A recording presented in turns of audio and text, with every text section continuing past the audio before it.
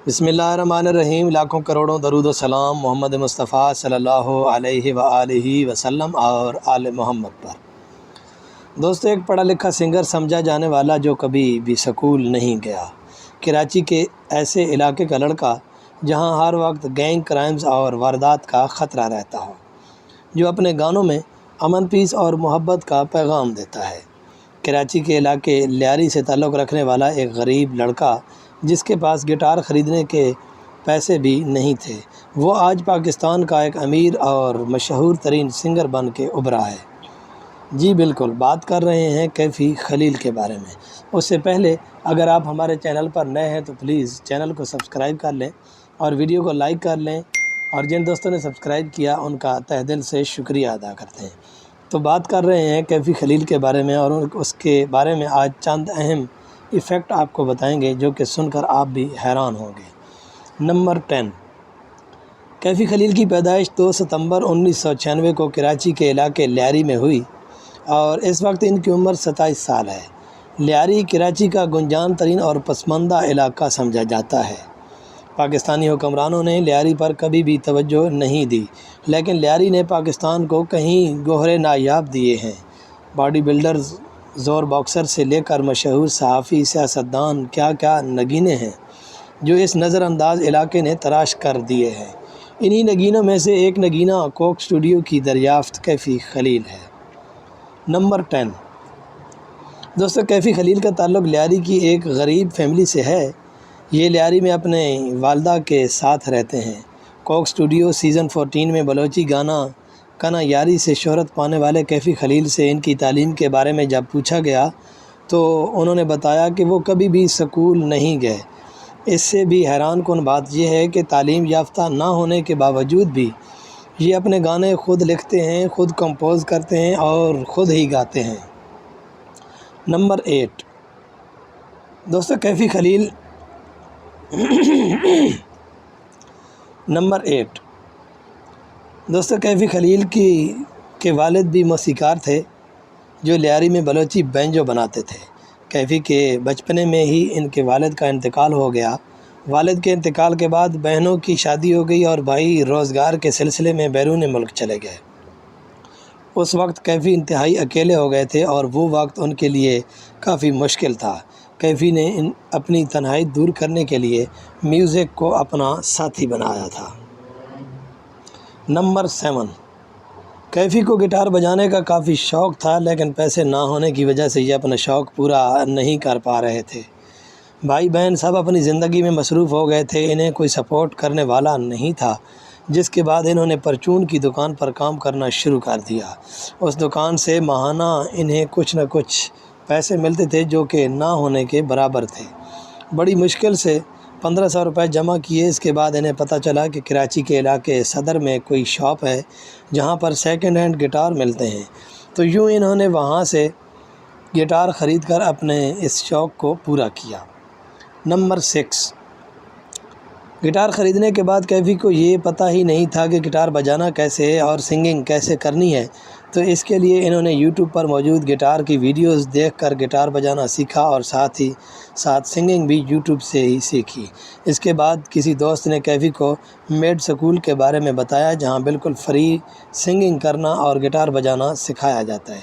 कैफ़ी ने अपनी सिंगिंग में और म्यूज़िक में मज़ीद इम्प्रूवमेंट लाने के लिए मेड स्कूल ज्वाइन।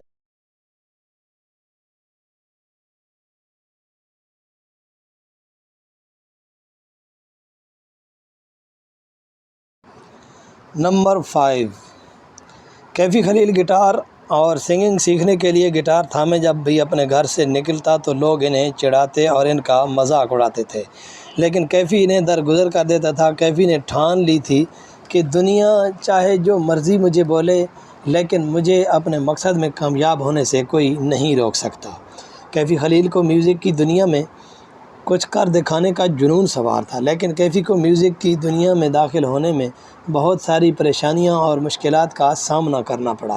कैफ़ी खलील अपना म्यूज़िक बैंड बनाना चाहता था, किसी स्टूडियो में जाकर अपने गाने रिकॉर्ड करके रिलीज़ करना चाहता था, जिसके लिए इनके पास कोई सपोर्ट नहीं थी कि अपने गाने स्टूडियो में जाकर रिकॉर्ड करके सोशल मीडिया या किसी प्लेटफॉर्म पर रिलीज़ कर सके।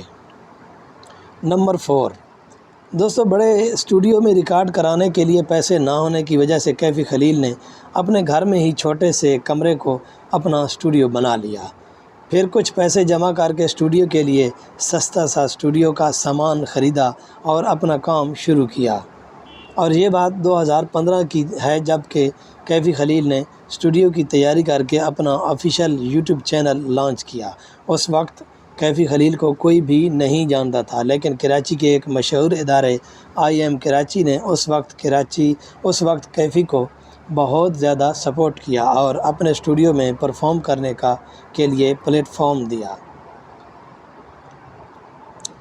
नंबर 3 कैफ़ी ने अपने घर में ही छोटे से कमरे को स्टूडियो बना लिया। वहीं से अपने गाने तैयार करके सोशल मीडिया पर अपलोड करना शुरू कर दिया।